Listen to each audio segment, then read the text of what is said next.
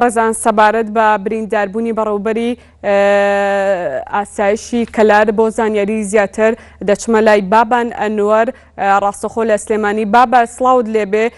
تەندروستی بەڕێوەبەری ئاسایشی کەلار چۆنە ئێستا؟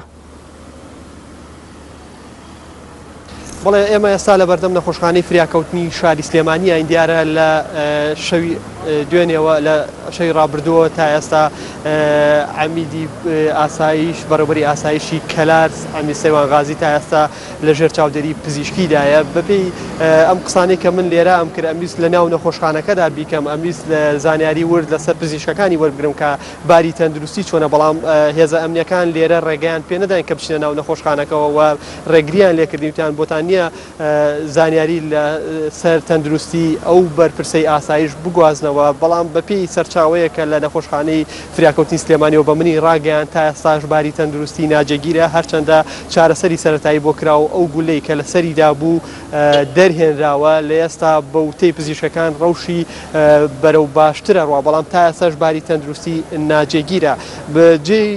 پێم خۆشە ئاماژە بەوەکەم کە تا ئێستاش ئەو هێزە ئەمنی کە لە شەوی ڕابردووە لێرە جێگیر کراوە تا ئێستا ئەو هێزە ئەمنیە لێرەیە و لە هێزی پۆلیس و ئاسایش پێکاتووە و ئەم ناوچەیە لەژێر کۆنتترۆڵێکی وردی هێزە ئەمنیەکاندایە و جگە لەوەش کە سوکاری ئەو بەرپرسەی ئاسایش تا ئێستا لە نێو نەخۆشخانەی فریاکەوتنی سلێمانین و من قسەم لەگەڵ چەند کە سوکارێکی ئەو بەرپرسا کرد کە بەوتەی خۆیان ئەڵێن تا ئێستاش باری تەندروستی ناجێگیرە. جگە لەوەش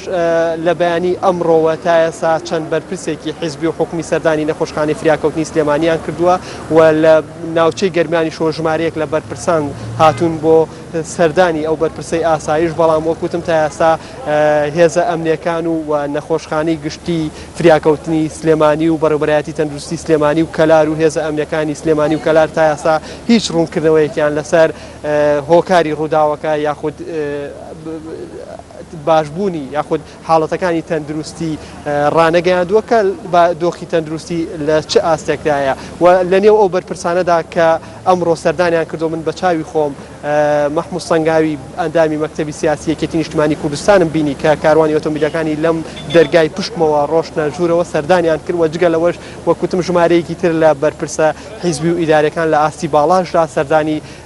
بەڕێوەبەری ئاسایشی کەلاریان کرد کە ئێستا لەژێر چاودێری پزیشکیدایە. بەڵێ سپاس بۆ بابان ئەنوەر ڕاستەخۆ لە شاری سلێمانی لەگەڵمان بوو. سپاس بۆ زانیاریەکانت. بەردەوام دەبین.